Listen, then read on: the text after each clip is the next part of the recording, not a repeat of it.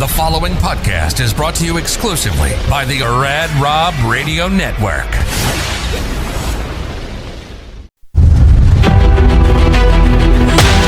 Imagine a place where mental health, resilience, sports, and the power to never give up all come together. This show is about life. It's about mental health. It's about bouncing back stronger than ever. This is Reset and Rise to the Unbreakable with Amanda Moore.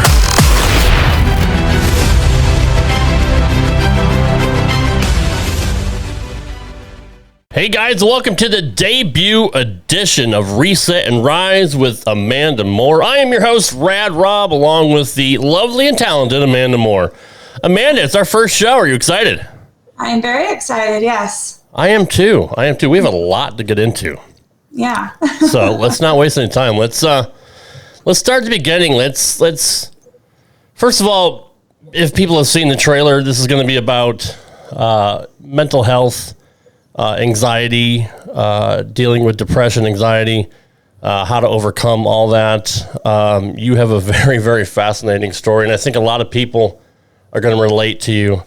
The way we met, actually, I'll just get that out of the way. We met through a mutual friend, Johnny Petraglia Jr., who is a bowler. His dad is a PBA Hall of Famer, and I do a show on the side called Straight Up Five with Johnny Petraglia Jr., and you've been a big fan of that show since the beginning as yourself.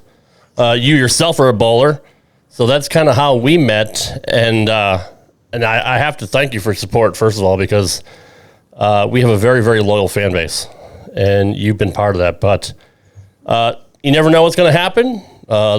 God puts each other, everybody in our lives for a reason, and without that show, we wouldn't know each other. We won't be doing this show. So everything kind of fell into place. So let's start at the beginning with your childhood, where you're from, and tell a little bit about your background. Okay. So I am from Clinton, Iowa, the other Ohio. The Iowa people think Ohio. So I hail from Iowa. I graduated from Clinton High School in 2001. In Iowa, I have, so I have a half brother and I have a biological sister who's since deceased in 2019 from suicide. I have my biological mother who is still living. My biological father passed from suicide at 5. I have a wonderful stepdad. He's been in my life for over 25 years. I had a stepdad in between my biological father and the stepdad I have now that I try to forget about. He is a big culprit to the fear and anxiety that set in when I was younger. And I didn't realize until later in life that was a huge traumatic factor in my life. I have 2 stepsisters from the stepdad that I have now. I'm closest to my stepdad. I would consider him probably a best friend. I have 0 relationship with my mother. I cut ties with her about 4 years ago. That's a relationship I tried to, resurrect a couple of times. Sure. But yes, I have a lot of, I should say, a lot of guilt from my past with the relationship I had both with my brother and sister and family. I think I've lived in fight or flight my entire life from my past. So my biological father passed at 5. I have no recollection of him. I don't remember him at all. I have a picture of him standing on some steps, which you probably saw in my trailer reel. When he came back from the Navy, he is buried in the Rock Island Arsenal Cemetery. I went out there and visited that a couple of years ago, and that was very emotional. It's huge. And his brother, who was diagnosed schizophrenic, my dad was manic bipolar disorder, manic depressant as well, I hope I got that right. But they had a lot of mental illness on that side of the family. My sister, I don't know if she was ever actually diagnosed bipolar, but I know she dealt with depression and anxiety. I've been diagnosed with chronic anxiety, and I've been diagnosed with CPTSD, which is complex post-traumatic stress disorder. A lot of that is stemming from a childhood trauma. So I do not remember, because when you have a lot of trauma, you hold on to like the significant parts of your life that were very accomplished, astounding parts of your life. And then the little things that most people would see as like great things in their life, I've forgotten. The very, very traumatic things I've held on to. It's taken me a long time to forgive, I guess. You don't ever really forget, but you forgive so you can move forward with your life. Otherwise, you will sit and dwell on it your entire life. Yep. But I had a very traumatizing point in my life with my first stepdad, after my dad's death, that my mom married. He was in the military, which that in turn caused me to dislike military men for a long time. He basically molested me from the age of 7 till probably, I would say right around 11 or 12 years old, somewhere right around there. Essentially grooming me as a young woman to think I was his girlfriend. There were many times I not only was the victim of that, but I watched my sister be victimized as well. How old were you and her at this point? My sister was 2 years younger than me. So I was right around 7. She was right around 5. Wow. We were young. Yeah. I watched this same man physically abuse my mother right in front of us. I mean, it's your classic story. Sure. There was a Christmas where he got really mad because she burnt, pancakes or something, and he broke all of our Christmas toys. We had no Christmas. I remember my mom just screaming and yelling and crying. There was one point of everything that ever happened. I remember one night we were sleeping, my sister and I had bunk beds, and my sister was in the lower bunk bed, and our door was cracked. And I remember him dragging my mom by her hair and putting her up against the closet door as if he wanted us to see, punched her up against the closet door and held a gun to her head. And I don't know, I still to this day do not know if he kind of tipped someone off that he was headed to do that, or if somebody could hear all the screaming and yelling, crying in the middle of the night. But the cops showed up in the nick of time, busted the door down, and arrested him. This man, I do not remember if he ever even spent more than a night in jail. I don't remember. He was never prosecuted for molesting us. We went to a counselor, talked to them, and at that time is when I first started to lose respect for my mother, because she eventually went back to the counselor and said we were lying. So for the longest time, I thought I was crazy. I thought I was just this child that didn't know any better, and I was crazy, and I was thinking all these things. And meanwhile, without naming names, I have a family member that can for sure tell me more than I knew about my father, and more than I knew about my mom's past than I wanted to know, that distinctly defines exactly everything that happened up to that point, and how my mom would manipulate and lie about certain situations to make her life look more stoic, I guess, than everybody was led on to knowing about. Yep. Because, when you're a victim of abuse, so in my mother's defense, if you're a victim of abuse, whether it be physical, mental, emotional abuse, whether you're with a manipulative person or a narcissistic person, just straight up abusive, you tend to protect them out of fear. So today I've been thinking a lot about the definition and meaning of fear for me. And the fear for me is just like, it's this unpleasant emotion that's caused by belief that someone or something is dangerous, and they're likely to cause harm or pain or threat. So I lived most of my childhood in fear, which then in turn into bringing on this fight or flight mode. So eventually I do remember there was a time my mom decided to leave this guy. And I do remember us being in a minivan, and he physically tried to run us off the road with his vehicle. And that is when I remember my mom was trying to leave him. And eventually she did leave him. But there was a couple years there of just horrible, horrendous things that were happening afterwards that I just blocked out. So through all of that, I did not feel like I had acceptance at home.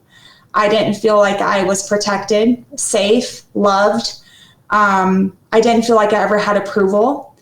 And so all through my school years, I was bullied and picked on. I've had people from high school from back then actually message me when I've made posts before my Facebook several years ago and talking about bullying.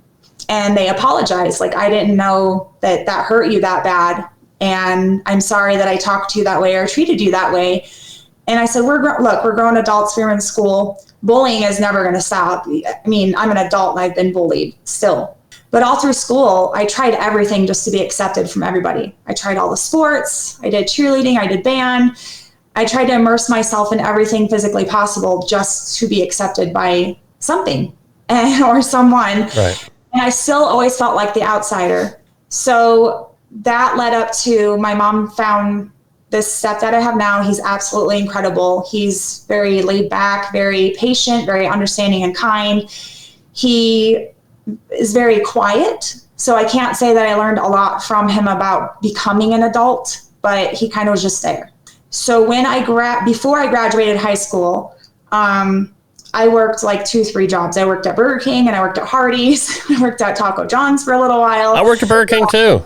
Yeah, I mean, free fries. I love that place. So I worked like I've worked since I was basically 14, 15 years old. So yeah. I've always had a good work ethic. I've always been really good about making sure I'm taking care of things. And my stepdad, he's always said, make sure if you do anything, make sure your bills are paid and then you have your fun. So that's the biggest lesson I've ever learned from him, which has gotten me in trouble at times because I've had jobs where I'm making ends meet. So I'm 17. I'm in my senior year of high school. Same situation as my son now. I didn't graduate till I was 18, but I didn't even graduate with my class. Like I graduated early. So like December of 2001 is when I graduated. I would be 18 that March in 2002. Somewhere. Yeah. Something like that. So that tells you you're old when you have to do math. Right. So I worked at a mall and I met a guy and I worked in like one of those little kiosk things. And he came over and he's like, hey, you're like really good at sales. Would you like to travel with us and do sales? And I'm like 17, like, yeah, sure. Whatever. And my mom was not having it. She was not a fan. So my mom and I already kind of had a tumultuous relationship. It wasn't the best. She was somewhat mentally abusive as a child as well. And often I found myself feeling more like the adult than the child when I was stuck at home watching all the rest of my siblings while they're out doing whatever. Yeah. So I had to grow up quick. So I literally packed my stuff up, told her like, hey, I got this job offer. I'm going to take off and I don't know when I'll be back. And she was so mad for that first like 4 or 5 months. And then could she really blame you though? Like, is she completely in self-denial about everything that's going on? Yes, very much so. That's amazing how somebody can do that. I'm 42 years old now. And the last time I talked to her, she still talks about my dad like he's still here. She still is in denial about my dad's death, my sister's death. She's in denial about what happened to us when we were kids. She's in denial about anything that happens in life that she's made a conscious choice that has ruined the lives of others around her. It's always everyone else's fault but hers. Sure. So that's where I've learned to be. I guess my humble demeanor and my ability to be vulnerable and not care so much anymore what people think has come from my mother. That's sad to say, but that's honestly where I learned it from. But so at 17, I started traveling all over the U.S. I went as far down to Georgia, Florida, Illinois, Minnesota. I did a show down in Southern California. Then I did one up in Washington and Oregon. And the owners just so happened to be from Twin Falls, Idaho. Don't ask me what the company name is now because I don't remember. But they happen to be from Twin Falls, Idaho. I did a show up in Sun Valley area, and then we came back down to Twin. And I was like, oh my gosh, I really love this area. And at that time I was 18. And to be honest with you, I didn't make a ton of money. I was one of those, like if you go to a home and garden expo, I was one of those people like selling pots and pans, like, hey, come over here, watch me. So I'm commissioned, right? Not making a ton of money. And all of a sudden one day, I stopped working with them and I decided I'm going to stay.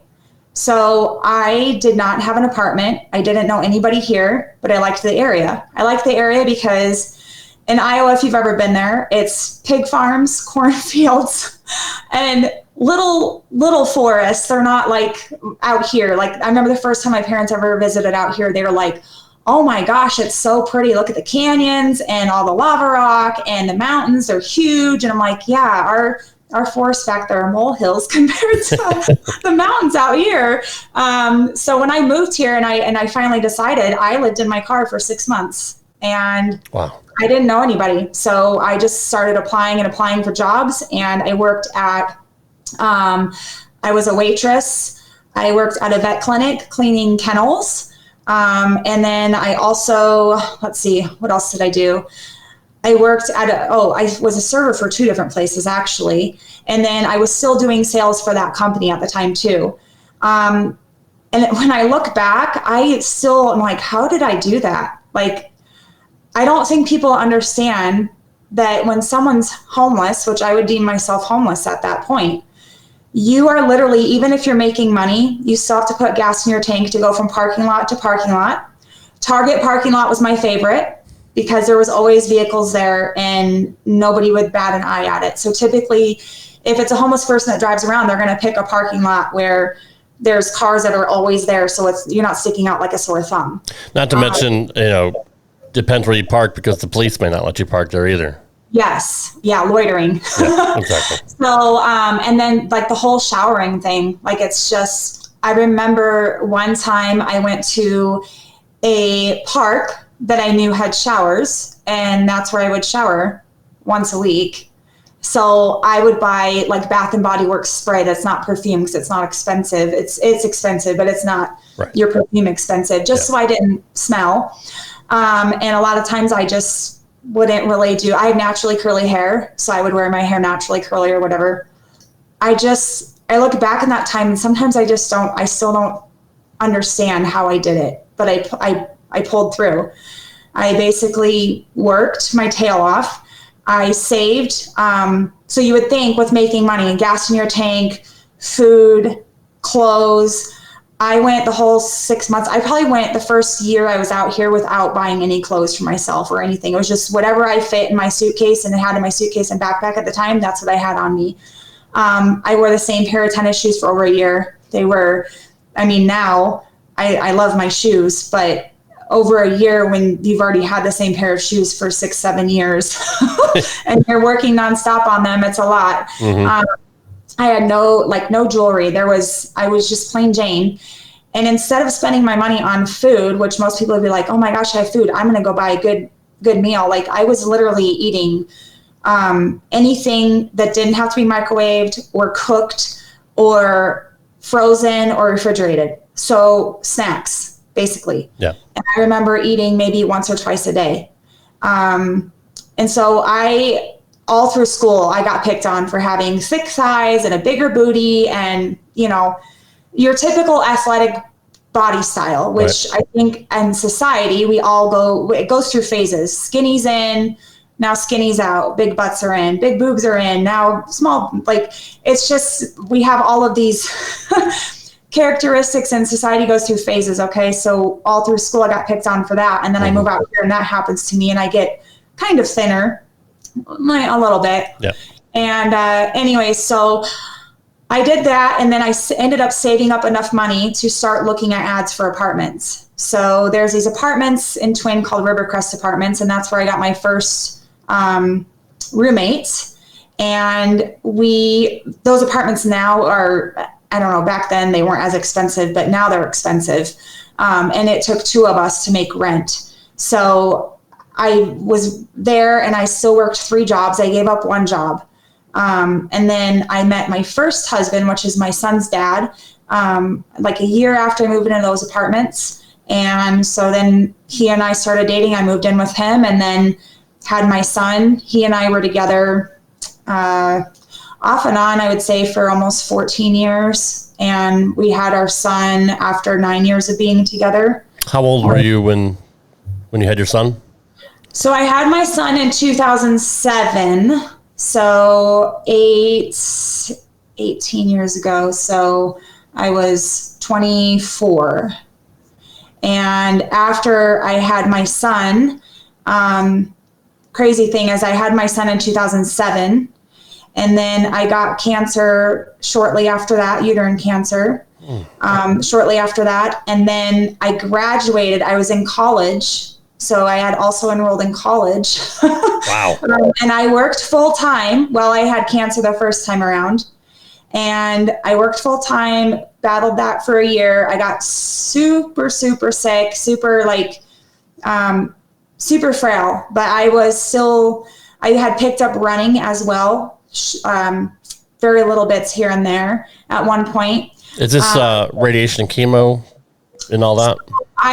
So at that point, I just had radiation done because it wasn't like life threatening. So I just had radiation. So you caught it early enough, thankfully. Mm-hmm. Okay. Yeah. Now, can I ask, how did you know? Did you get blood test, routine blood work or anything like that? Or how did they know? How did they find out? No. So I had a mass like on the outside of my uterus when I was pregnant. Okay.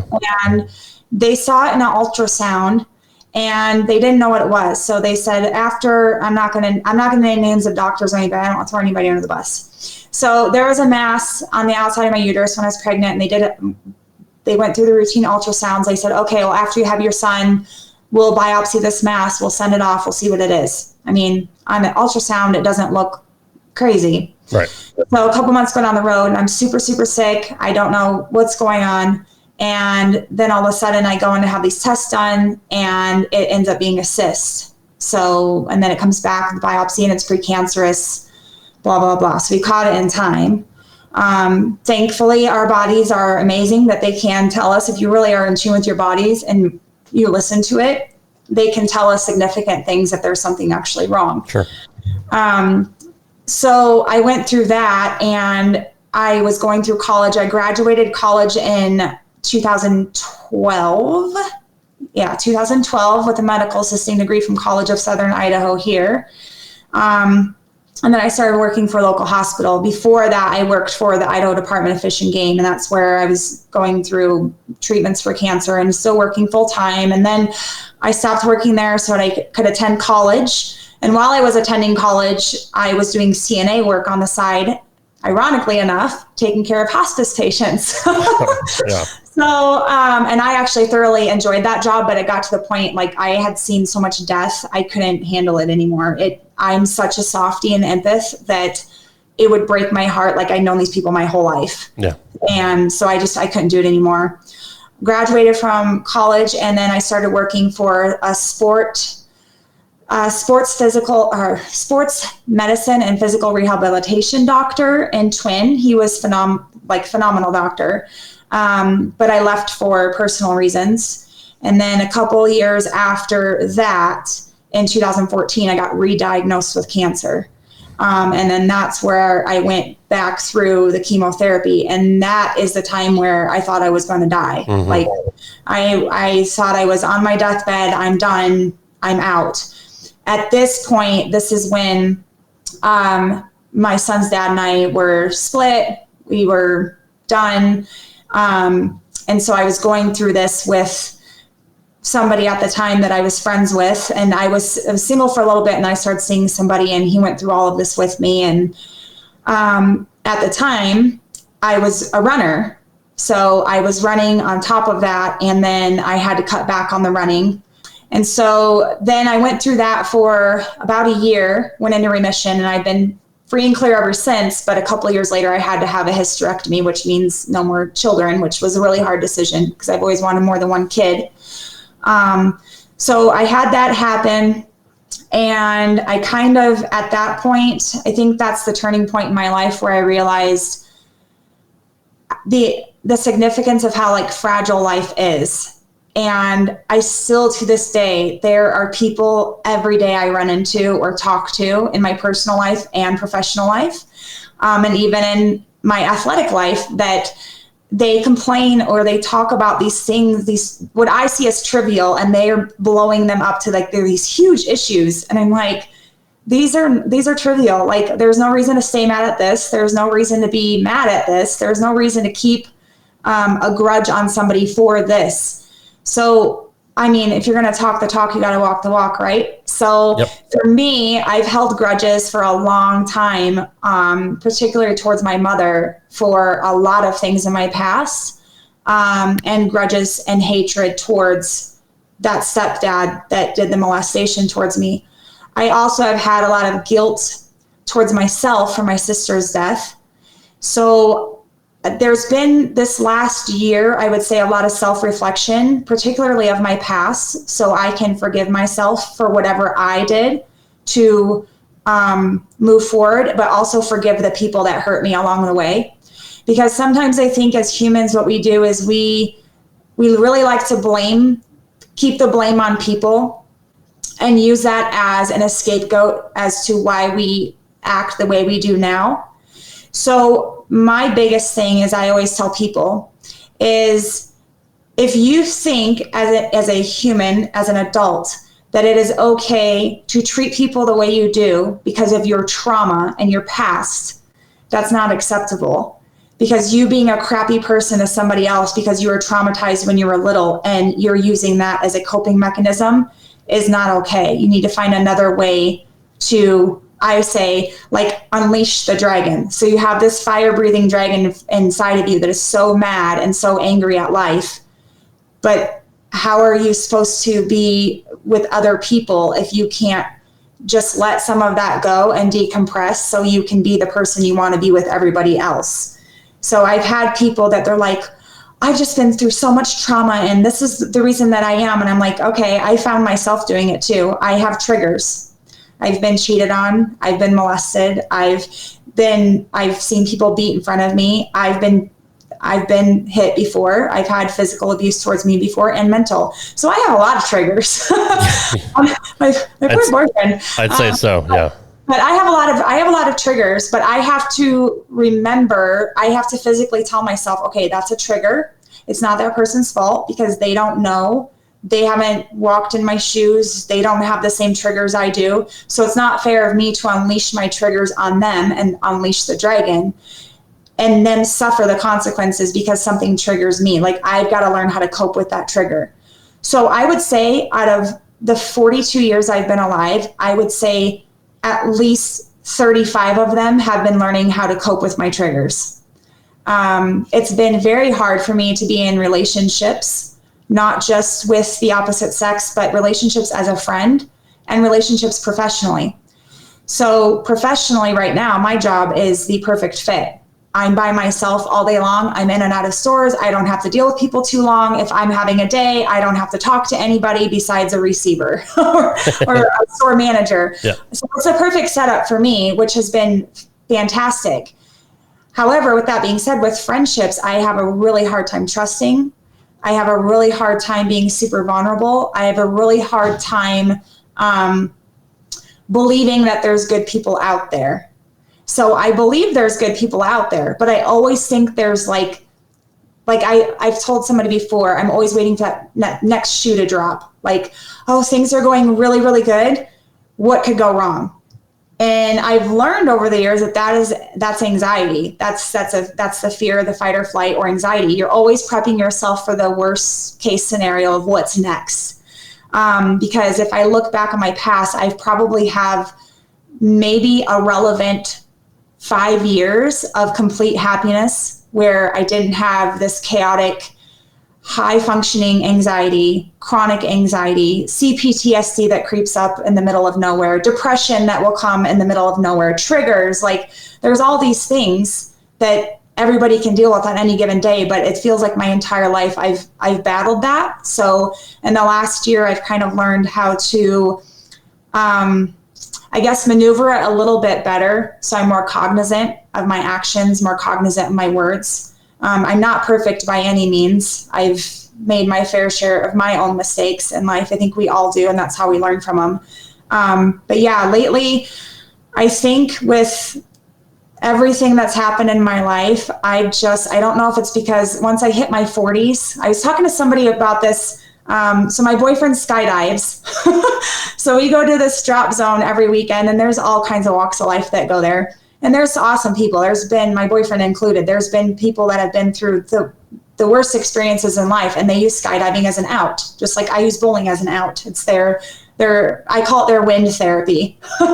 So if my boyfriend's had a bad week, I'm like, you need some wind therapy. So I was talking to somebody the other day, and they were like, oh my gosh, I can't believe I'm going to be 30.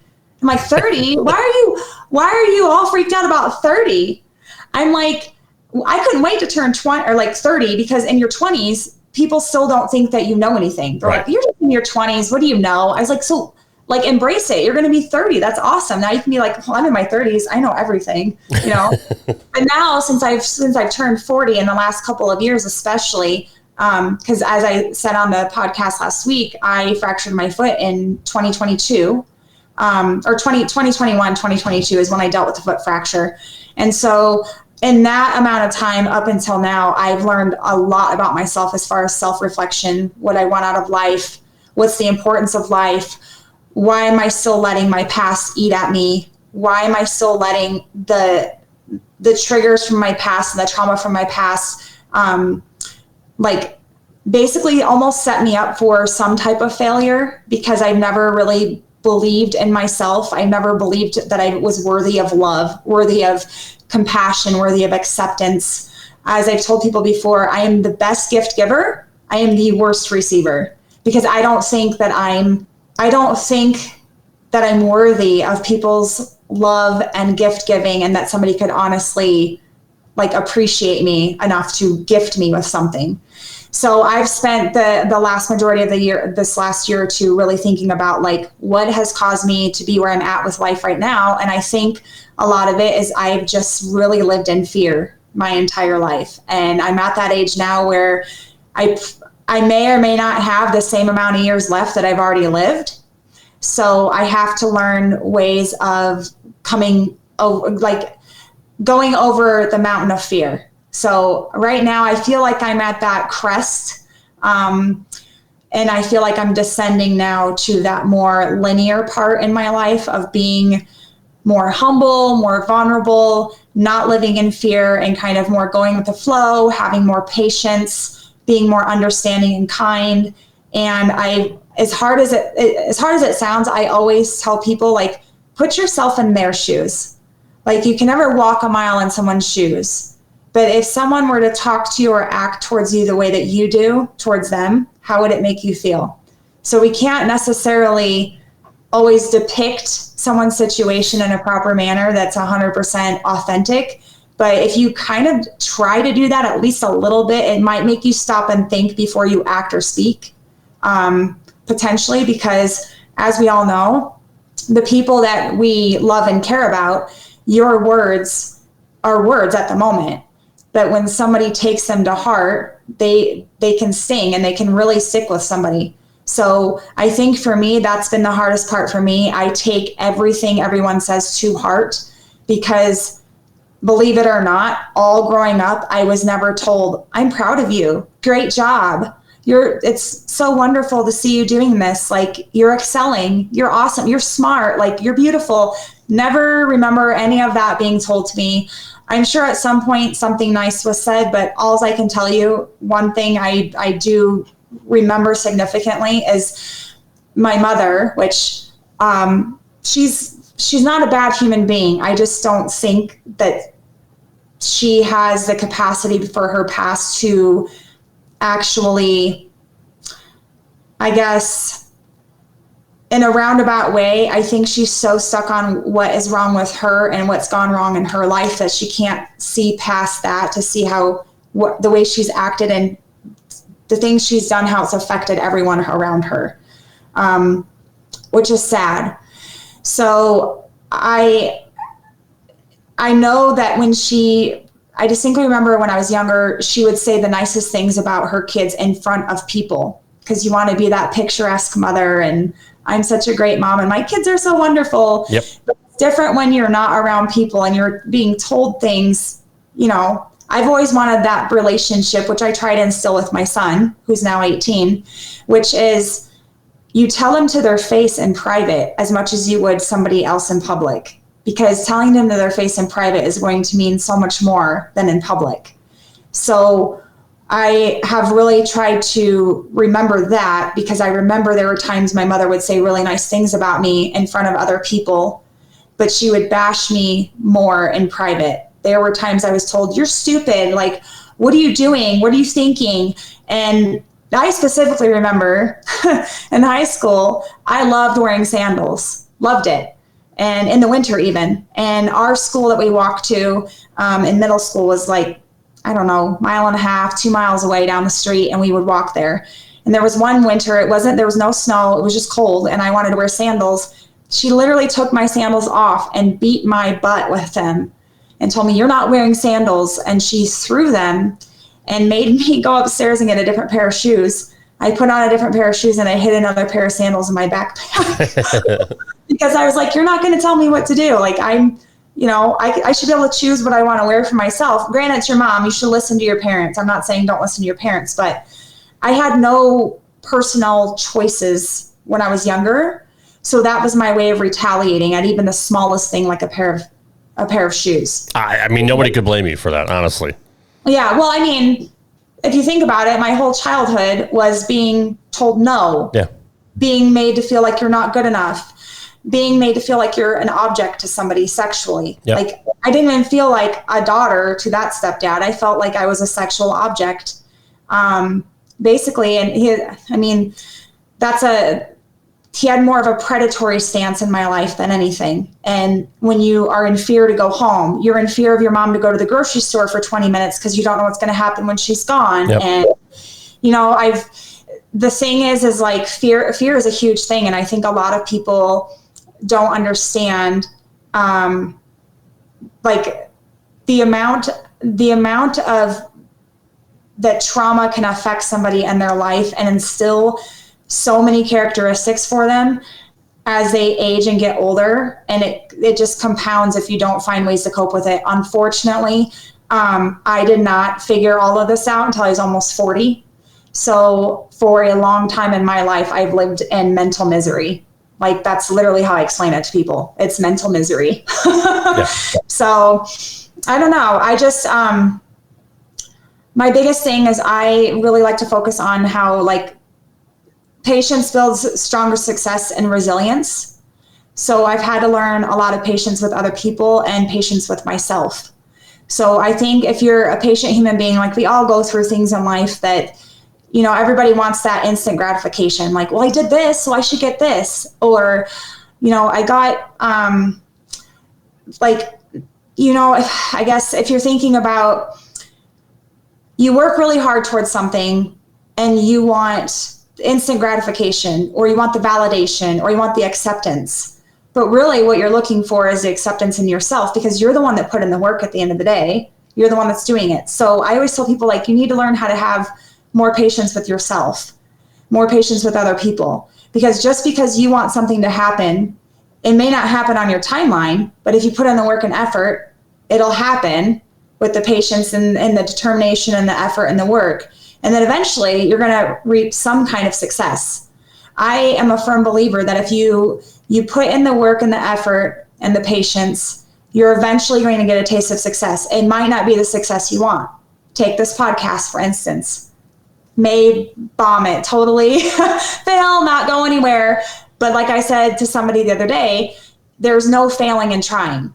So I've heard people say that forever. That's a quote that's been out forever. There's no failing in trying as long as you try. So I'm the same way. As long as you're patient and you're persistent and you put in the dedication and the work, you'll get somewhere. So same thing going back to me being homeless, living in a car for 6 months. I was very adamant and persistent and patient. I'm like, okay, it's been 3 months. Nothing's happening. I have money saved up, but it's still not enough. Everything just felt like it's just never enough. Like, I'm not a good enough person. No matter what I do, it's not good enough. No matter how I chameleonize myself to fit in, it's not good enough. So it was always this factor of not being good enough. And then when I found I got my wits about me and got my feet under me after being homeless for 6 months, I was like, oh, all the hard work and the patience and the determination has finally paid off. Like, I'm finally getting somewhere. So now that I look back on it, I think if a lot more people would spend more time being grateful for what they have instead of dwelling on what they don't have or the wishes and the what ifs and the wants, probably get a lot farther in life. That's very true. So, yeah.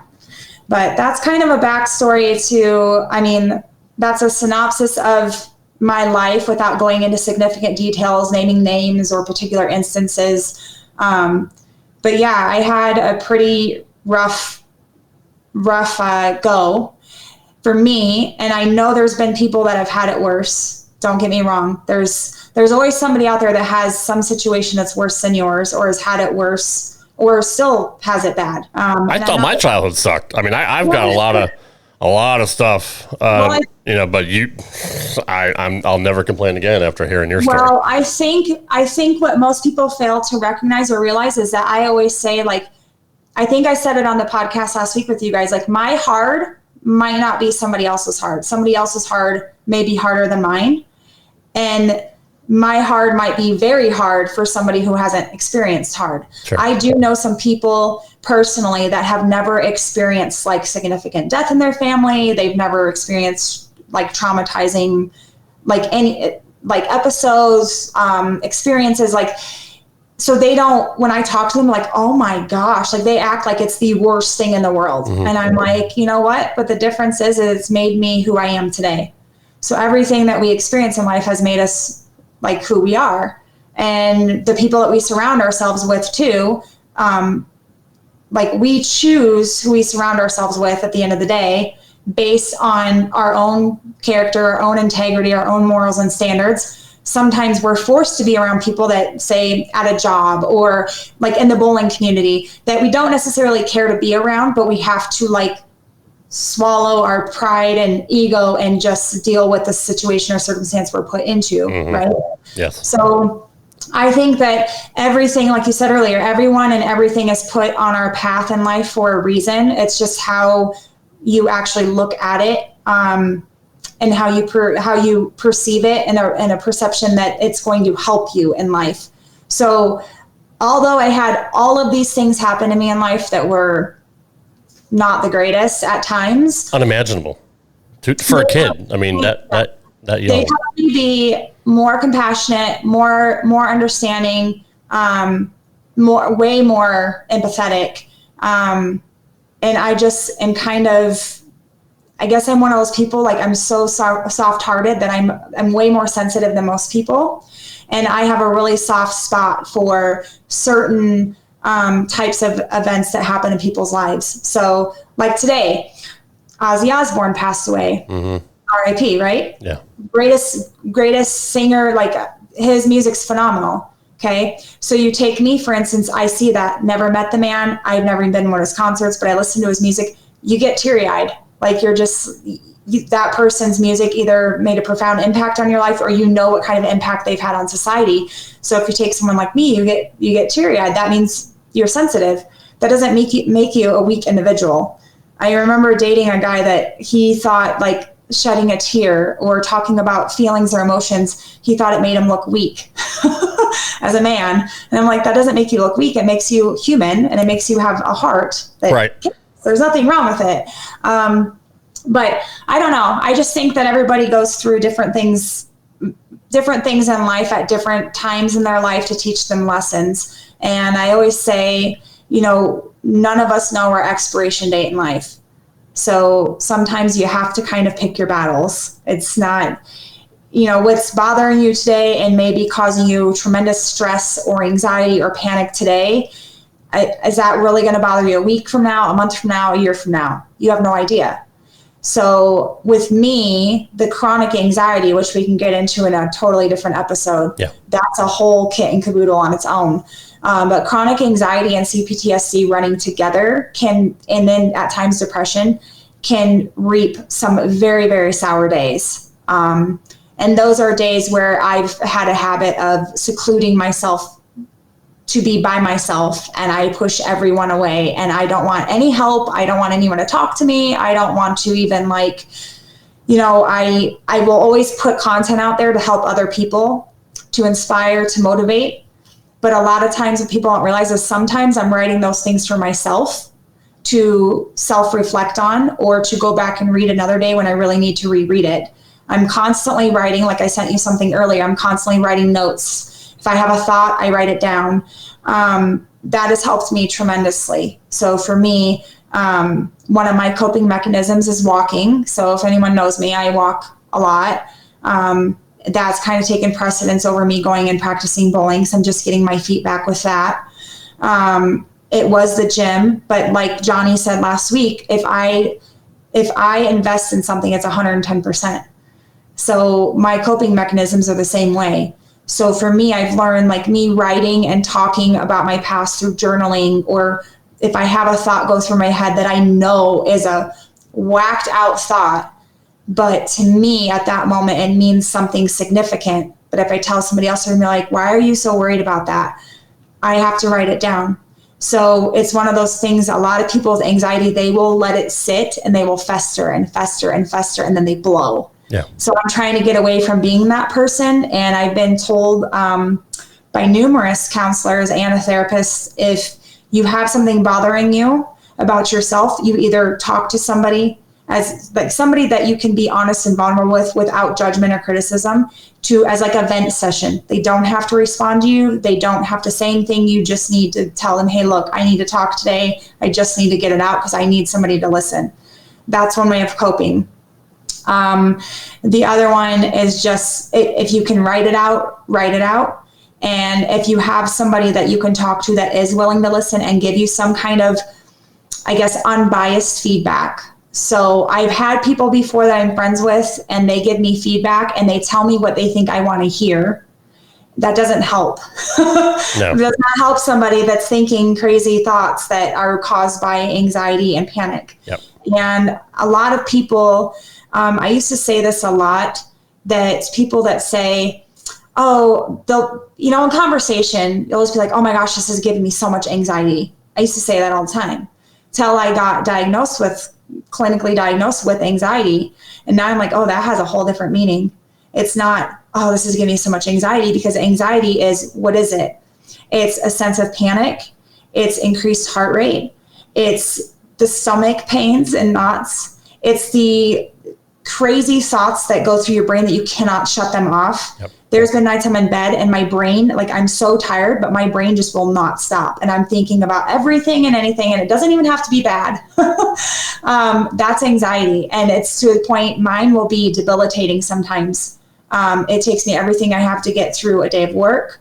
I can't eat, I can't sleep, I can't think, like, I forget things, and usually I'm really good at remembering. So I think self-awareness is the biggest thing too for coping mechanisms. Like, if you want to live in denial and say, I don't have anxiety, I don't have depression, I don't have any type of mental health disorder, because you are too prideful to go to the doctor and talk to them, or go to somebody and try to start seeing, like, why am I behaving this way? If you're starting to notice your mannerisms are different, or your thought patterns are different, you should probably go talk to somebody and get the help that you need. I, for the longest time, was put on medication after medication after medication, and nothing was working. I don't know if you've personally been on any medication before. I am actually currently. I'm on Lexapro, Wellbutrin, and Xanax if I need it. So I've been on all of those, and I none of them have helped. I either feel like a zombie, I feel worse, or then I really don't eat, because some of them, like Wellbutrin, can decrease appetite. I wish. For different people. I wish. That's what it did. Trust me. Different medications for me, like, they just haven't worked. So I had an honest conversation with my doctor. I'm like, look, these are not working. And then we tried an as-needed anxiety med. I think it's hydrochlorothiazide. I want to say, maybe I could be wrong, because I haven't taken it in so long. I've taken it a couple times, but it just doesn't help. It makes me feel like a zombie. I feel like I'm like I'm present, but I'm not present. Yeah. So I had to tell my doctor, hey, look, I don't want to do medicine. One, ever since my mom started having surgeries, she's been on pain pill after pain pill after pain pill. They tried to wean her off. Then she somehow finds a way to get back on them, and they've made her who she is today, which is somebody that I cannot talk to because I don't know if I'm getting Jekyll or Hyde. I don't know what kind of mood they're going to be in. It's just, I do not want to go down that path. Well, now you have pain management clinics that will pretty much give it out like candy. Yes. And I think that, I know when I worked for the doctor's office, we had to go on the state board of pharmaceuticals to check the patient's pharmacy logs before we would see them to make sure they're not going from doctor to doctor to doctor to get prescriptions. So I know that they're cracking down on that. There are pain management clinics that are handling those types of things now compared to just going to your general doctor. Yeah, I mean, most primaries won't even prescribe them anymore. Even dentists don't like to give out that many pills if you have like a root canal or something like that. I've had problems with that, but you're right. And I think that's where pain management clinics kind of sprung up and became the thing, because I have my dad and his girlfriend both go for back issues.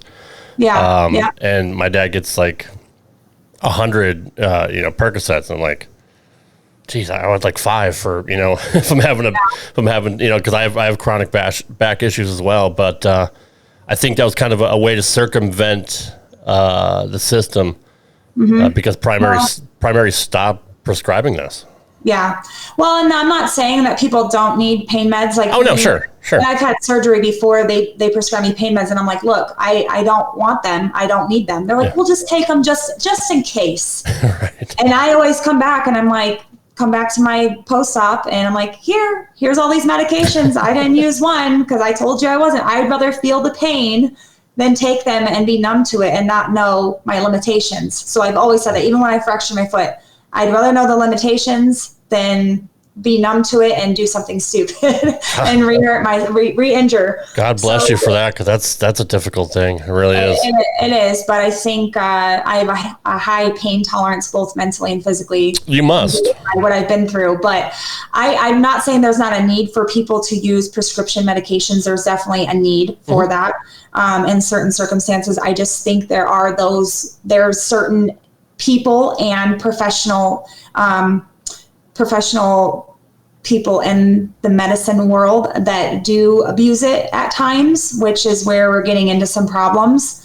But aside from the fact of that, I just had a very stern, honest conversation with my doctor that, hey, I don't like the way the medications make me feel. I would like to try to find different ways to cope with this without medicine. And I've always said, exercise is the cheapest antidepressant out there. It doesn't matter what type of exercise. It doesn't have to, when people think exercise, they think gym. Right. I'm like, no, your exercise can be cleaning your house to music. I've always said, I'll blast the music in the house and clean for 2 hours and I feel amazing afterwards. I don't know. There's something therapeutic about cleaning, gardening, walking, running, lifting weights, yoga, meditation. There's so many things out there. The catch to that is I did find a couple weeks ago, my bad. I had the day off and I decided to be absurd with working out. I don't know why. I went for a 3-hour kayaking session.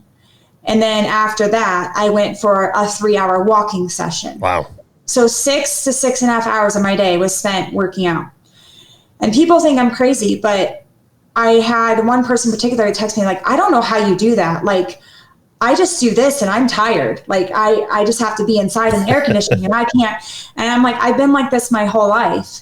The thing is that day I was having such incredible anxiety, and I usually can have it sit on the back burner after doing something like that. And then it takes a back seat to everything else. And it's not a pressing factor in my day.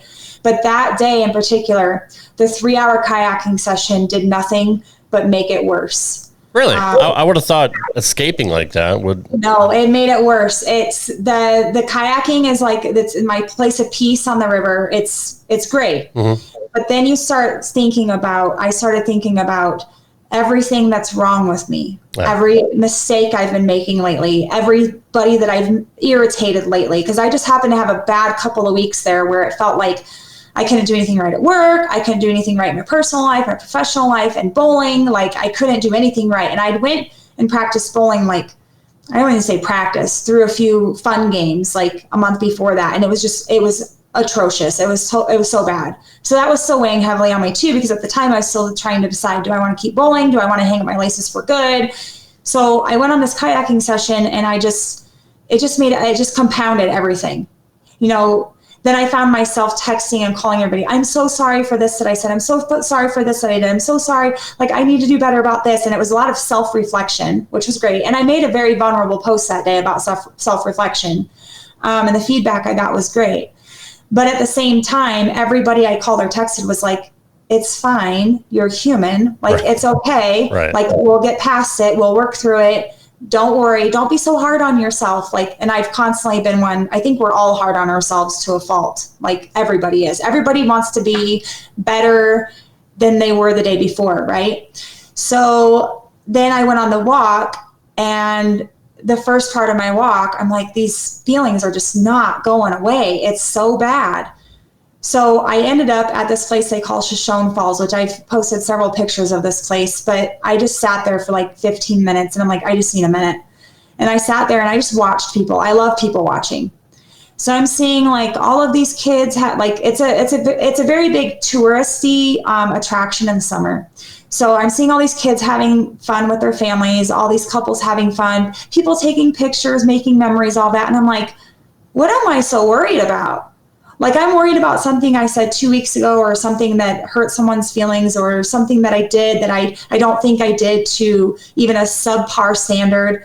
And I'm over here worrying, and all these people are enjoying their day. And I'm sitting over here in a panic because of past whatever. I mean, if you think about it, yesterday is already the past. Yeah. So I then changed my train of thought and walked like the 5 miles I needed to walk back to my car. And by the time I got back to my car, I was in a better, clear state of mind. But that whole day was just spent like really self-reflecting on just mistakes and more fear. So like I said, fear is probably the biggest component that hinders me to be able to deal with my anxiety appropriately most days. And I know there's people out there, because they've reached out to me and told me, like, I have so much anxiety, I don't know how to deal with it. And I do remember, just to backtrack a little bit, there was a couple of years ago, I took a picture of me in my bed.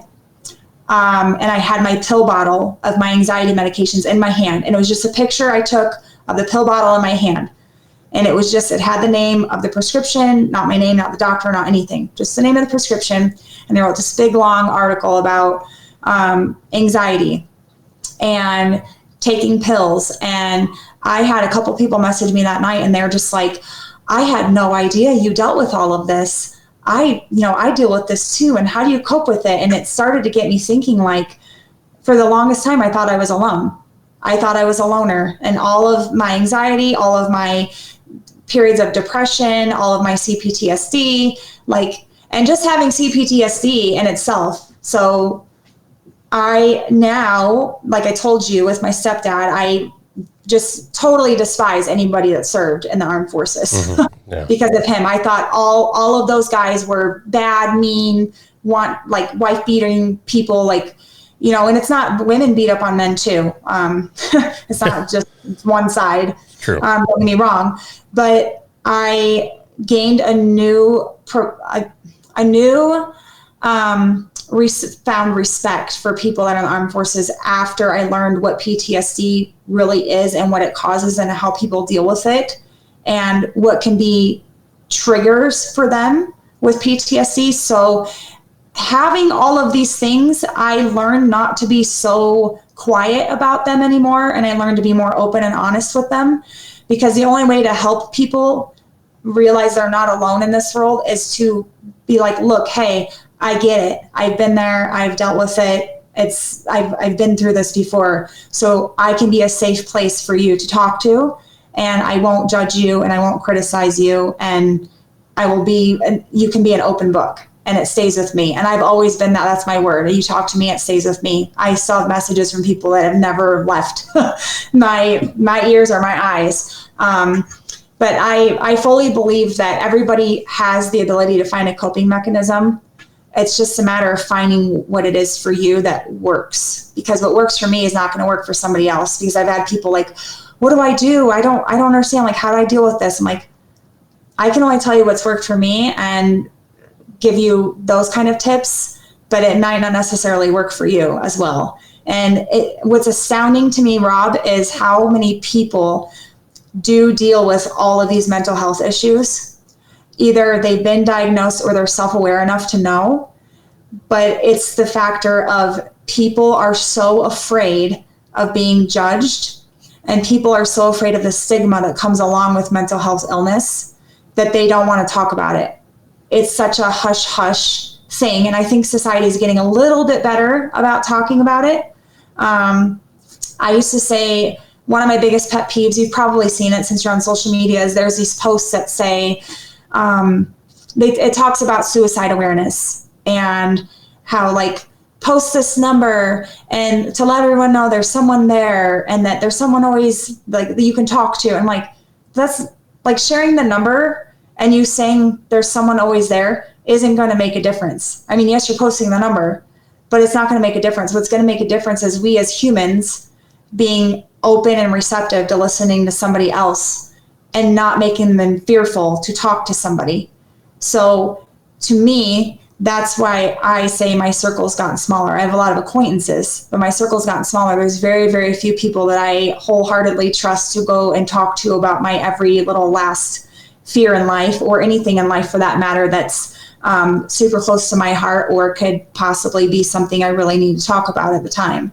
So I think we as humans, just to kind of end that point of the conversation, is that we as humans need to try to just be a little bit better to others when it comes to being a little bit more compassionate and less judgmental, and being a little bit more open to conversation about mental health awareness, because you can post numbers and you can write all the posts you want on social media, make all the reels you want, and you can put your heart out there like you're there for people. People always say, like, oh, I'm there for you if you need anything. You know how many times I've said that? Right. Or people have said that to me. If you need anything, let me know. And then there's been few I've reached out and I get nothing back. Or they don't have time, they're busy. You know, so that's where that fear comes in from people of, like, the not wanting to reach out.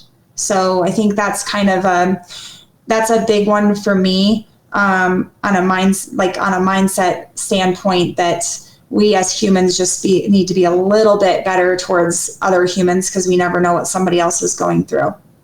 My wife says it all the time, especially when I'm on the road, and I get very irritated quickly with some of the people that do dumb stuff on the road. And my wife is like, well, you don't know what they're going through. They could, somebody could have died. They could be getting divorced. Yeah. Road rage? Yeah. Oh, yeah.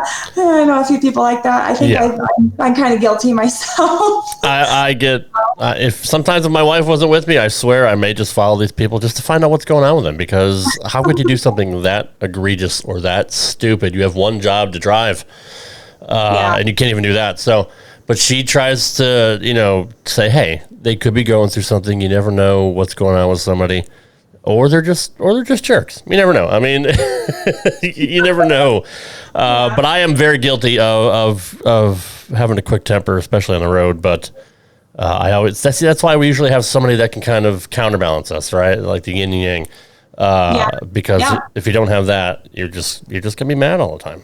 And I think that's what makes relationships interesting. Is relationships are very much yin and yang. I've always said, I think I told my boyfriend this a few weeks ago, if you had somebody that was exactly like you, they think like you, they talk like you, they act like you, they like everything just like you do, it would be boring. Right? It would be a boring world. Yes. So the yin and the yang is very much a prevalent thing in relationships, same as friendships. Like, I have a best friend that we don't always see eye to eye, but I know she can come to me and she'll tell me the truth, and it'll be the truth I need to hear, whether I want to hear it or not. And then I can sit and contemplate on whatever she said. And you can lead a horse to water, but you can't make it drink, kind of that theory type of thing. That's the truth. And I know that it's always with good intention.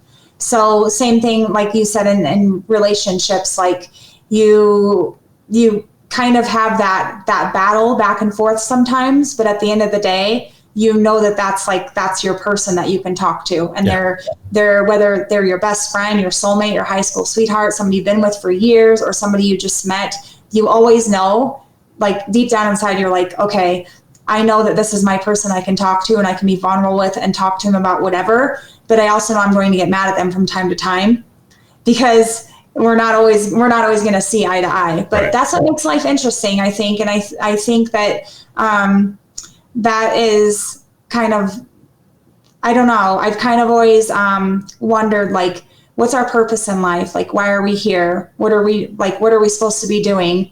I've had people say to me, like, what am I supposed to do? Just work my life away? Like, I don't understand. I'm like, there's so much more to life than just like working. True. Like you work to pay the bills, but there's a lot more to life than just working. And I always say, like, you don't work to live, you live to work, but you also live to enjoy the things that you work hard for. So you work hard so you can play hard, and you're here for a purpose. There's always a purpose. And I firmly believe that. So going back, like, I wasn't killed by physical abuse when I was a little kid. I wasn't killed by cancer. I wasn't killed by my heart disease I was diagnosed with as a runner, which, I mean, that's a whole other story. And I was in a significant car crash when I moved into Idaho, like 3 years later after, I was here, and I should not even be here, to be honest with you, but I was saved. So we are all here for a purpose, and I truly believe that I have a purpose, whether I ever figure it out or not, or whether I ever end up knowing what that is. At the end of the day, there's a reason that we're all here. You're doing it right now.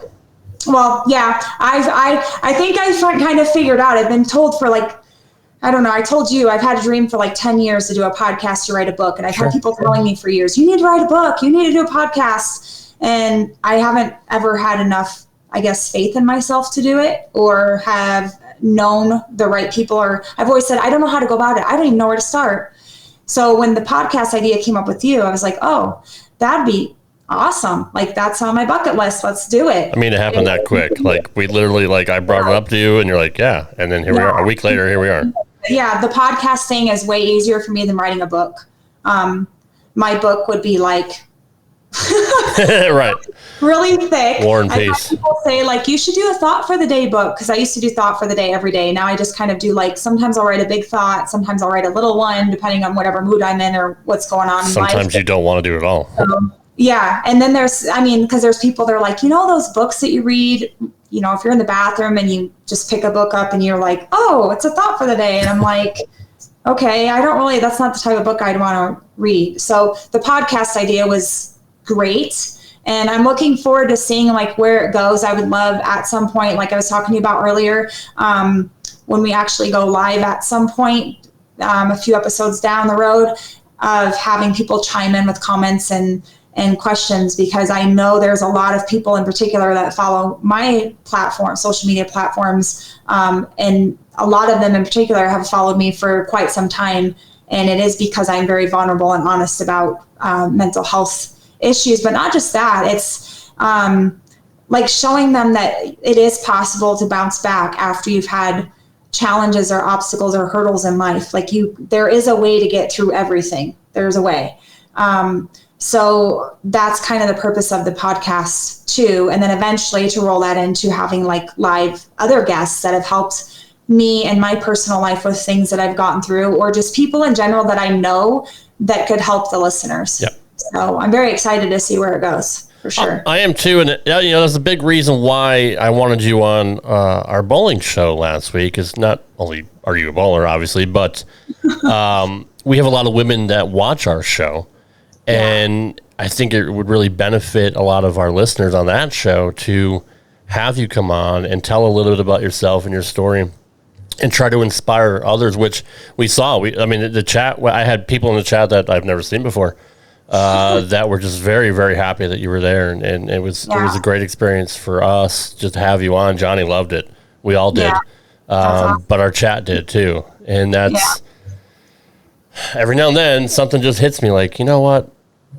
We need to have this person on. It's the same thing with Chuck Ritchie the week before. Like Johnny was like, I'm not sure about that. But it was a fantastic show. And then, and I'm glad we did that because obviously that led to this. And I think you are going to reach a lot of people. Like you said, there's a lot of people that go through a lot of the same things. It may not be the exact same journey. Nobody has the same journey.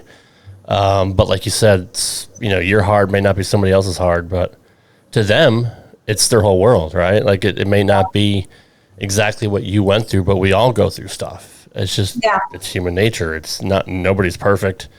I could do a whole show on my childhood. And to me, it might not have been as horrible as what happened to you, but it still happened. It's mine, right? It's my story. It still happened to me. And it shaped who I am today that I still deal with.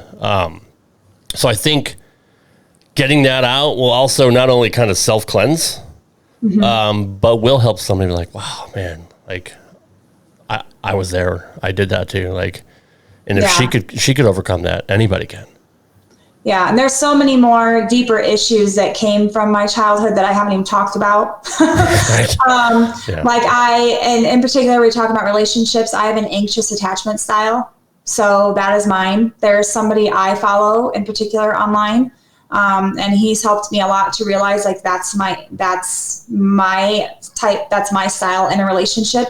So now that I'm self-aware of that, I know what to watch out for and how to deal with certain things when it comes to my relationships, both in a romantic relationship and a professional relationship and a friendship relationship. And then relationships with my family. So, and then I've also dealt with like just being sexually abused when you're little.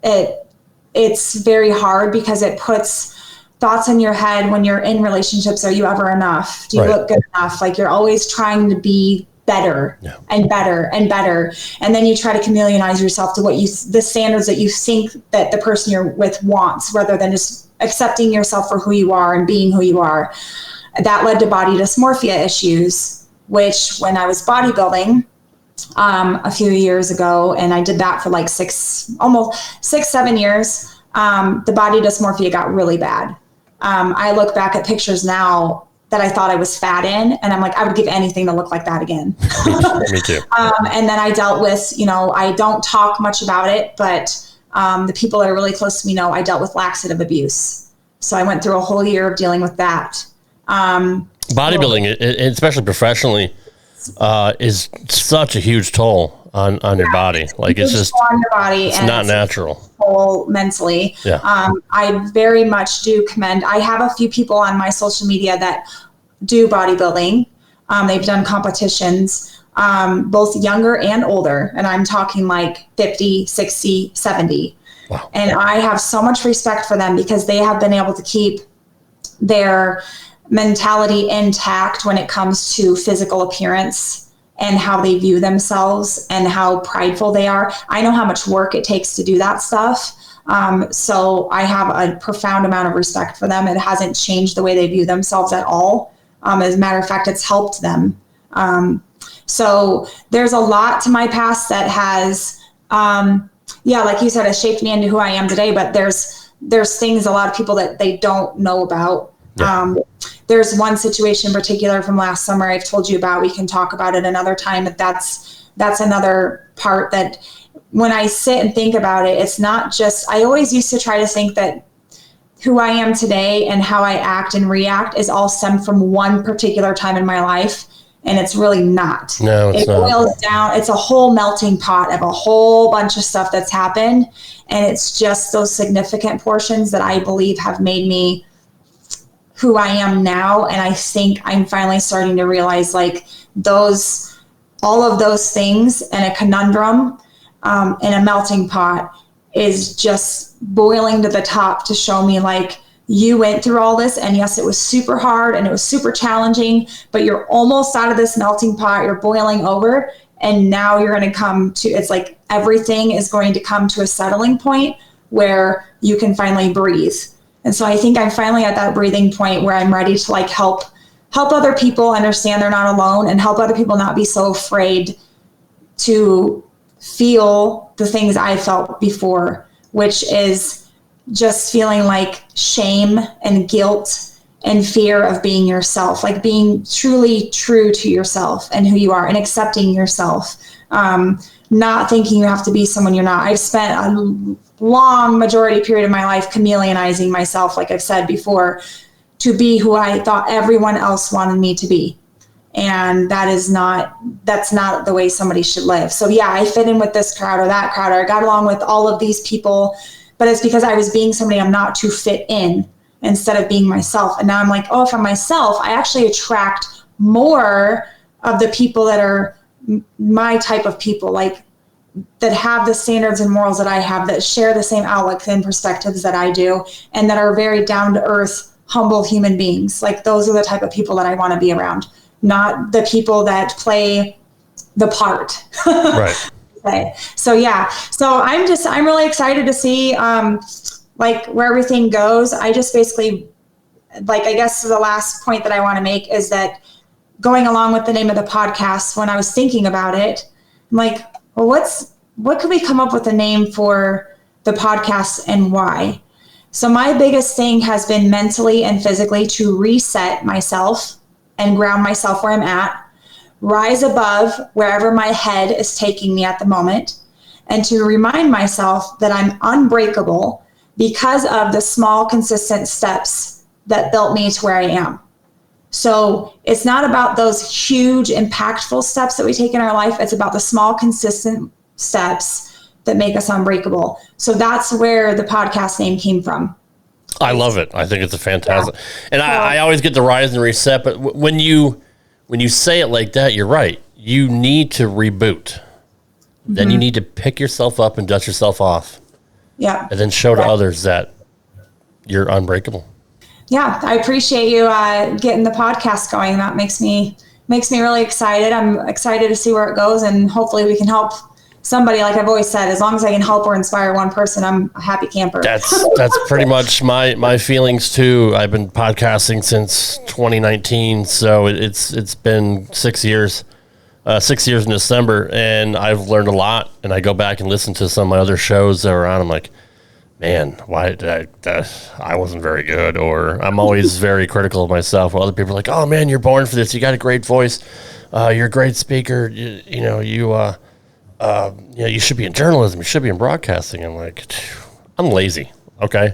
If I had any kind of get up and go attitude, I would have gone to college for journalism or broadcasting or something like that. When I lived in Connecticut, I would have gone to Connecticut School of Broadcasting, but I'm honest. I'm lazy. I do enough to get by. And my teachers always said it in school. Like, first thing they said was, he talks too much in class. Because I'm just a natural talker. If I had always had a microphone or a tape recorder or something growing up, because number one, I'm a bit of a narcissist. I like to hear myself speak. But two, it's something that I was always creative. It was a creative outlet for me. So I was always either, videotaping something or recording audio on a tape recorder. And my mom always says, you need to do something with this one day. And at that point, in the 90s, 80s and 90s, podcasting wasn't a thing. And I missed the bubble. Like when podcasts started around I don't know, let's say 2000, 2001. I should have got in on it then. I waited another almost 20 years to get into it. And I regret that because who knows where I'd be today. That being said, going back to what we said earlier, everything does happen for a reason. And had I done things differently, this never would have happened. So one decision that people don't realize how critical decisions are in decision making. One decision you make can change the reality, the fabric of reality. It's almost like the butterfly effect. If I would have left 2 minutes earlier for work, maybe I would have gotten in a car accident and I was down the road. Like, you never know. Like, one decision can change everything, and not just for yourself, but for so many people that you interact with.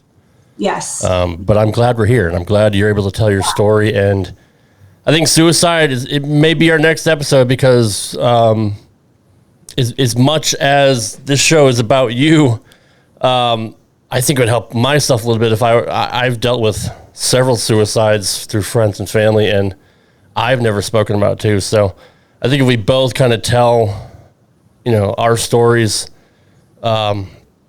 probably would help make us both feel a little bit better. And because that's a very, very serious thing that, we all have. I don't want to say everybody has dealt with suicidal thoughts, but I guarantee it happens more often than people will let on to that don't want to talk about it. So I think that's a big thing that's impacted a lot of people's lives, especially with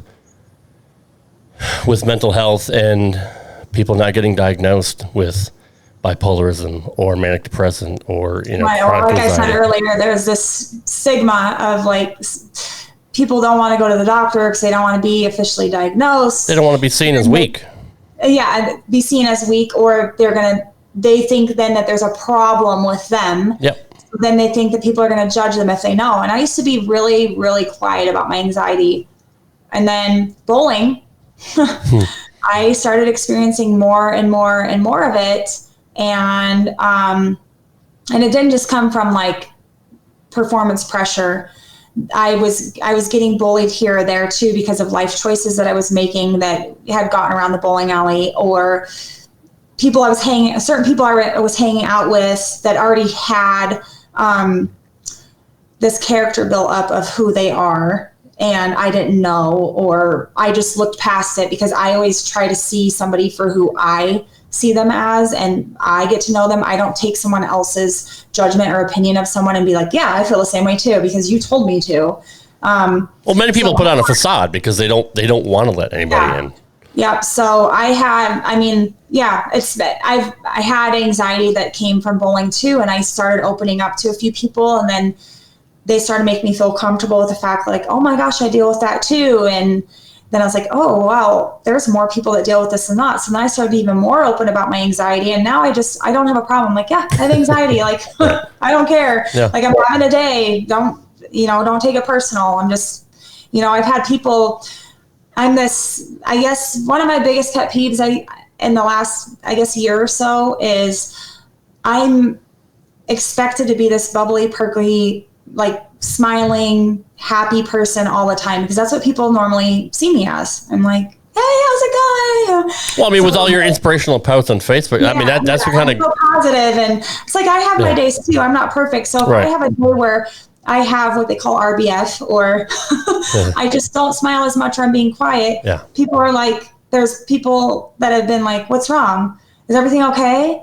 Are you okay? Are you having anxiety today? Are you doing this? Are you depressed? And I'm I'm fine. I'm just I'm not having any type of day. Yeah. My mind is clear as a button.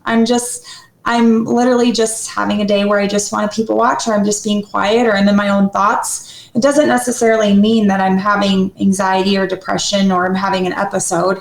And it's really sad that people are so busy watching other people's actions and reactions and how they carry themselves, and they're putting judgment and a criticism across those people, that if they'd spend that same amount of time reflecting on themselves and trying to better themselves, might be a little bit better of a world out there. We might be a little bit of a kinder society. I think society has, I was talking to somebody about this the other day, I don't even remember the last time I felt like society was normal. It's just weird how things have changed in communication style, communication in general. People do not like to talk over the phone anymore. They like to text.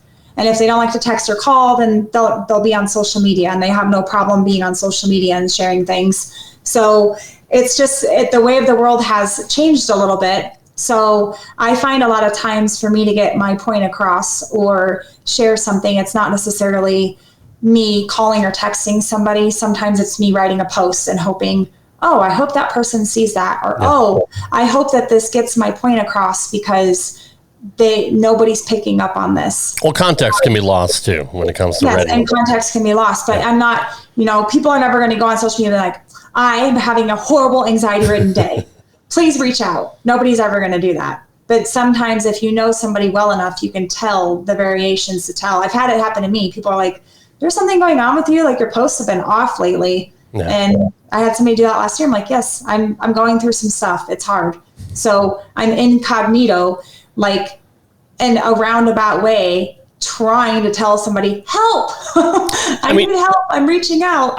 I'm a very perceptive person, and I could tell, over the last year and a half or so, when your posts are so positive and are so very long, there's a lot more to, what's going behind the scenes and what you're trying to portray out, trying to inspire others.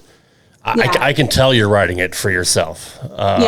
And which is fine. I mean, if that's a way for you to get it out and get it out of your head, and, a good friend of mine, DDP, says, think it, ink it. I mean, it's just a good way to get it out there and put it into the multiverse and get it out of your head. So if that's a good coping mechanism for you, then that's fine. And if other people see that and they're like, yeah, you know what? I kind of feel that way too lately. Yeah. Mission accomplished, right? It's double purpose. Well, if you look at it too, social media is great, and then it's not so great. Oh no, there's a lot of bad on social media. Yeah, we have people that they put out, like me. I'm a writer, so I put out thoughts and I write and whatever. If you take that same context, you have people that put out reels, okay, and like that's their daily thing. Like they make reels and they make them for fun, and some of them are funny, some of them are serious, some of them get life advice, marriage advice, like life advice. It's no different than what I'm doing. It's just in a real format. Yep. For a video, because not everybody likes to read. I have the same amount of people or the same people on any given day like my writings. Mm-hmm. But if I were to encapsulate those into some type of reel, I'd have a whole different fan base probably. Right. So social media is great. I mean, that's how we met. So it has its purpose. I do think that there is a doom effect to social media to a standpoint too. Like a couple weeks ago, I made a post about social media and how it's definitely, if we could take a step back in time and take social media out of the picture, like some things in life might be a little bit easier. But well, yeah, I mean, we didn't need it back in my day. Yeah, we didn't need it back then. So, but I've said this many times. Like, I have acquaintances, right? But I have people that have followed my social media for so long that they know me well enough that they could be considered a friend, and they may not live down the street or 50 miles away where I could go drive to.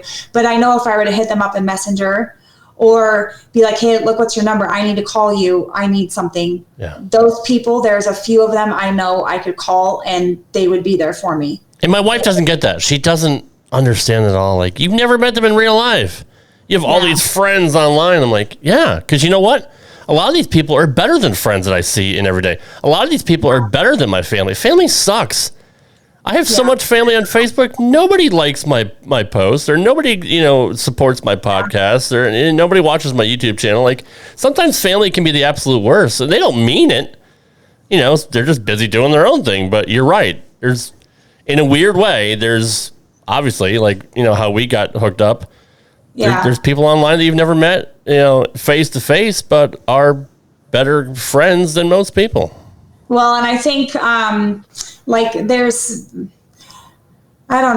such this encapsulation of like wanting all the likes and the comments and the shares. Sure. And I have so many friends. How many do you have? And I'm like, well, you might have 4,000 people, but you only have 20 people a day like your stuff. Oh, I go through cleaning every 3 or 4 months of people that don't react to my posts. Like, if you're not going to contribute, but to me, like, it's not necessarily that they're not seeing them or they're not trying to see them. The algorithm is one thing that plays into it. That is true. The second thing is, just because, I've told a friend this before, just because somebody's not liking or commenting doesn't mean they're not seeing it. They just might not be like active. That's a good point. Like actively on social media. So like, now you're gonna make me feel bad for getting rid of like 40 you're fine. people. I know some people like they don't really get on Facebook to like doom scroll and just like That's what they're doing though. They doom scroll. They're just scrolling to scroll because they're bored. Right. But there's people that get on there to watch the reels, watch videos. My daughter. Look at their friends' stuff, or they just doom scroll, or they do it to waste time. Yeah. There was one time my phone broke and I had to go like 2 days without a phone. I thought it was the worst 2 days of my life. Right. Because you go to the grocery store and you're just like looking around, you're like, oh, I don't have a phone to just eat the time. Like the whole 2 minutes I'm going to be standing in line until I get ready to get checked out. Yeah. So I don't think people realize, like, when you don't have your phone, we don't realize how much time we waste with our electronics until we don't have them. That's very true. So it's the same thing with life. Like we don't realize what we have in life, and we don't realize the things we should be grateful for until we don't have them. Mm-hmm. So it's that whole gratitude thing. Like, yay, we have a phone that we pay such an amount of money for per month. So we're going to get our money's worth. But at the same time, like I've been saying, like, don't let your electronic devices take over everything else that should be important in your life. Just as if you take electronics out of it, everything that's in your life, and I've said this before, if you take everything else away from your life, your job, your hobbies, the things that you do outside of what is actually in your home, like, what do you have? You have what's in your home. You have your spouse, you have your kids, you have the family that maybe you're close to or you talk to. But those are the things that you should really, like, try to be better for. So I always have said, like, I was good yesterday, but I could have been 10% better at this. And that's the same thing I said in the podcast last week. Like, you can always be 10% better in everything that you do in some way, shape, or form every day, because none of us are perfect and every day could be better.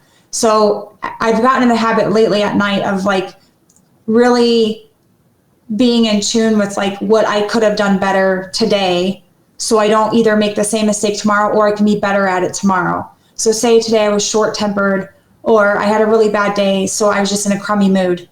So tomorrow, if I have the same type of day, what am I going to do different so I don't have that same impact when I come home at the end of the day? Like, not just for people around me, but for myself. Like, at the end of your day, you should never go to bed, like, feeling like a failure, or feeling like you didn't do enough, or feeling like nobody cares about you, nobody loves you. And I've always said this before. I've always been one that's thought, like, I needed to find love from somebody else. I need someone else to make me happy. I need somebody else to make me feel good enough. I'm like, that has to come from yourself, because at the end of the day, I never used to believe it, but you cannot make anybody else happy until you're happy with yourself. That's right. You cannot properly love somebody else until you love yourself. Yep. Therefore, you cannot give the amount to somebody that you should be giving them until you're giving yourself.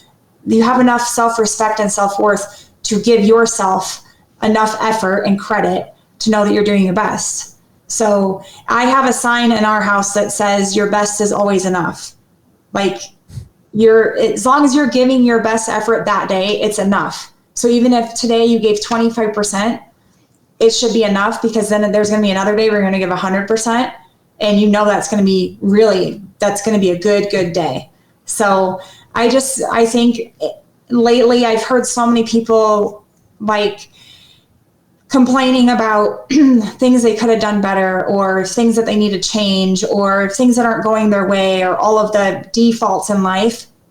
And instead of looking at what they have or how far they've come, or what they're doing in life that's making progressive, small, consistent changes. So I don't know. I just think I want people to really focus on, like, the small, consistent steps in their life every day. So none of us are perfect. I'm not expecting with the podcast to, like, anyone to think I'm perfect and have it all figured out. I still have my days because I'm human. I think we all will. I mean, I don't think anybody's ever going to have it figured out, but right. I think we all can be a little bit better. So I want it to be a safe place for people to feel like they're not alone, and they're not going through things by themselves. And there's always somebody out there to listen. So I think our next show, I think the suicide awareness thing would be huge. And just talking about suicide in general, because I've had so many people, myself included, that have said, I don't have anybody to talk to. I don't have anybody to call. Nobody cares. Like, And that's not true. There's always somebody to listen. There's always somebody that does care. There's always somebody you can go talk to. And even if you don't want to go to a mental health professional or a hospital or talk to somebody, I know my biggest fear, when I do eventually get to the point in my story where on the next episode, when I share something very, very personal, I know there's this big fear of people going, well, if I go to the hospital, they'll put me in the loony bin. So the people that want to go get help from a medical professional, people that want to reach out to family or friends because they don't want them to know their innermost demons or their innermost thoughts. But that's the problem, is that if those are the type of people that are in your life and you feel like you're going to be judged or criticized, then maybe those aren't either the right people to be in your life, or maybe your thoughts are misconstrued because you're living in fear. Yeah. So I think this whole podcast and me, like today, telling a little bit of my backstory, and just in general, everything we've talked about, I think this was a great component of kind of tackling a little bit of what fear is. So I think if everybody thinks about what their fear is in their life and how they can overcome the fear, I think we all live in fear every day. Whether people want to believe it or not, you always fear, am I being a good enough parent, a good enough spouse, a good enough employee, a good enough employer if you're a business owner, or just a good enough person in society as a human. I think we all are fearful every day in some way, shape, or form. Just like you said earlier, I think there's a lot more people out there that deal with anxiety and other issues that they have a hard time either wanting to admit it, or they just don't want to talk about it. Yeah, it's pride. It's pride. It's vanity. It's not being perceived as weak, especially for men, or even women who try to put on the facade that everything's fine. I got it all figured out, right? I mean, like I don't worry about me. I'll be okay. And while they're crying on the inside, like, God, I just need to tell somebody. Like, it's just, and you just, women try to be perfect and men try to be prideful and stoic. And it's just the way a lot of us were raised. And while I think it's gotten better lately, in the last 10 years or so, especially with the advent of social media, where people are able to instantly put out their thoughts. It could be a blessing and a curse. So, but I think this show is definitely going to be a blessing. And I appreciate you telling your story and being very open and honest. And I'm looking forward to picking your brain and helping you work through your thoughts too. Because I'm the sounding board. Like I told you, I'm like people always say, "Oh, you're so easy to talk to."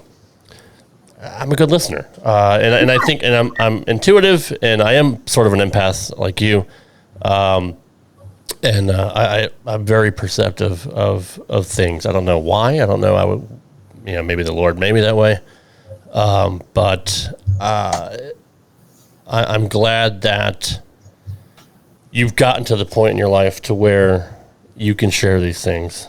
And look, maybe it took the last 35 years or so to get to that point. Long time. And encouragement from fellow acquaintances along the way. Yeah, so I'm sure that helped too. But yeah, so anybody that listens to the podcast on Thursday, right? Yep. So I would highly encourage them to chime in with any questions or comments that they have. They can directly message me via Facebook or Instagram for now, and then I can get those out on the next podcast if anybody has questions concerning, like, I guess, suicide or suicide awareness, that we can kind of go over on the next show. Yep. I'd be more than glad to filter through the messages and go through those with you. That's a subject that is very near and dear to my heart. So, anyways, but it's been a good podcast. Can you remind me again when we are going to, showcase this episode on Thursday? It'll drop. I'm gonna hopefully. I'm gonna try to stay in the same schedule, but every Thursday, 8 a.m. Eastern.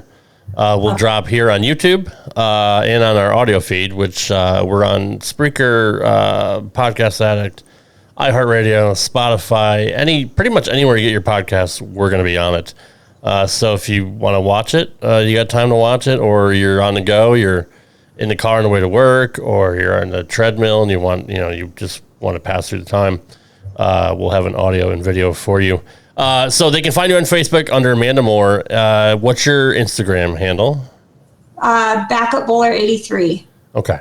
So any questions or comments, send them to Amanda on Facebook or Instagram, or if you want to email us, you can email us at resetandrisepodcast@gmail.com. That's resetandrisepodcast@gmail.com. We're also on Instagram and TikTok, Reset and Rise Podcast. It's very easy to find us on those. We'll be posting.